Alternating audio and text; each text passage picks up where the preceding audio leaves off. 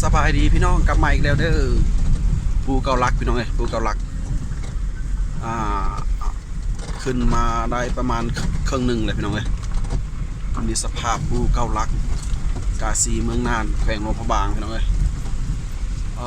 เส้นทางพี่น้องเลยถือว่าลำบากหลายหน้าอีต้นรถนะพี่น้องเนาะรถคันนี้ก็ค่าอ้างยางไปบ่ได้ตายกลางค่อย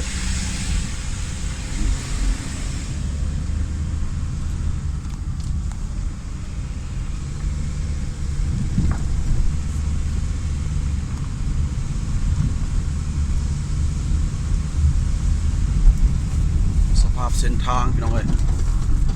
ภูเกาลัก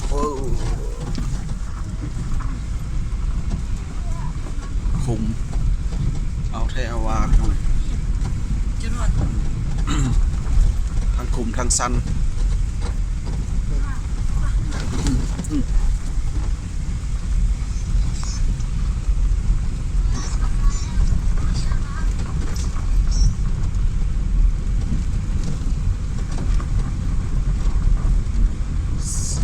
สั้นแล้วก็คดพี่น้องเลยสภาพภูเกาลัก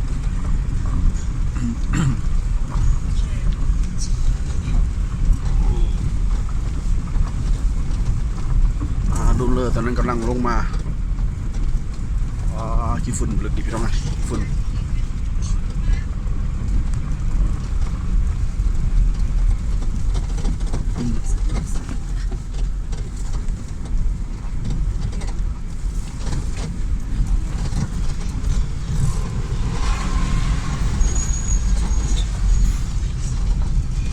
ถ่ายคลิปมาส่งให้ใครได้นะภูเกาลักได้พี่น้องเด้อเอาบอลทุกคนภูเกาลักขึ้นมาครึ่งหนึ่งแล้วพี่น้องเลยครึ่งทางภูเกาลักเลยโอ้เส้นทางนี่คักหลายพี่น้องเลยเป็นเส้นทางธรรมศาสตร์ทางยางมดแล้วหาเบิ้งได้ยากเลยพี่น้องเลยในโลกนี้ต้องมาที่นี่จึงได้เห็นธรรมศาสตร์กับสู่หลายร้อยปีหลังเนาะพี่น้องเนาะว่าคุ้มพี่น้องค่อยเด้อโอ้ยันแต่ท้องปืดนี่แน่รถนี่ทางโหดหลายพี่น้องซูเฟอร์บูเก่งนี่มาบ่ได้แน่นอนพี่น้องผมดูส่งคลิปเนี่ยนวดฟรีพี่น้องนวดฟรีเส้นทางภูเกาลักกาซีเมืองน่านแขวงหลวงพระบางแล้วก็แขวงเวียงจันทร์พี่น้องกำลังขึ้นมาฮอดครึ่งทางแล้วพี่น้องเลยครึ่งทางแล้ว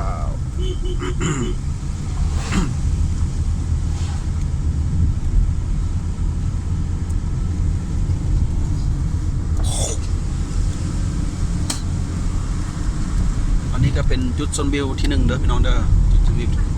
ที่หนึ่งจะขึ้นไปจุดชมวิวตัวที่สองโอ้ตัวนี้ทางหยุบพี่น้องเลยเป็นทางหยุบลงตัวด้านต่อไปนี่สิโหดพี่น้องเลย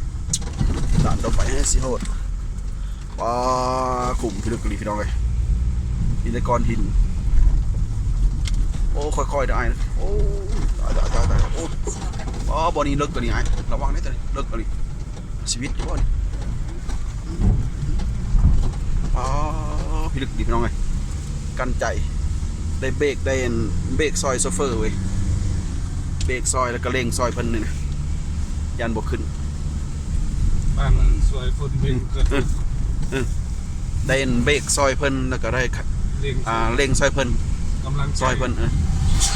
ยันมันบกขึ้นทางเส้นทางพี่น้องเลยขุ่มพี่น้องเลยโหดหลายโอ้ยถูพื้นเลยพี่น้องเลยพื้นรถ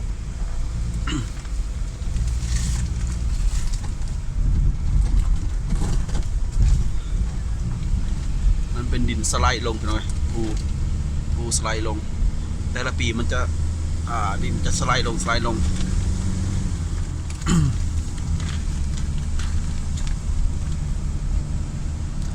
ฝุ่นโหดหลายพี่น้องเอ้ย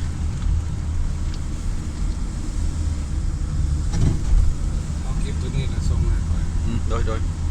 จ้า ถ้าให้หลายคลิปจะหูว่าคลิปใดเป็นคลิปใด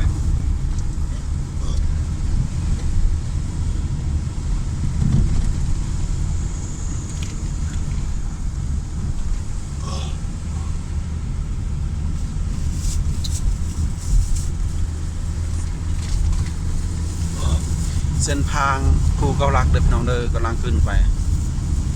ภูตัวนี้ถือว่าภูใหญ่เนาะพี่น้องเนาะภูใหญ่ระวังหลวงพระบางวังเวียงเนาะพี่น้องเป็นมีความสูงอยู่ประมาณอยู่ 2,000 เมตรเนาะตัวนี้ประมาณ 2,000 เมตร จากน้ำทะเล จากน้ำทะเลเนาะ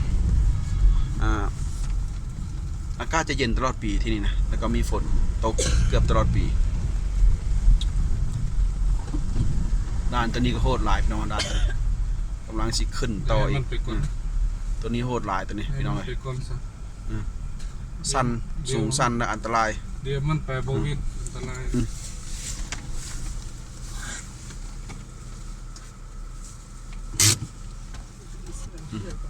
หยุดก่อนพี่น้องเอ้ยหยุดก่อนให้รถรุ่นเลอร์ขึ้นไปก่อนเพราะว่าด้านตัวนี้ถือว่า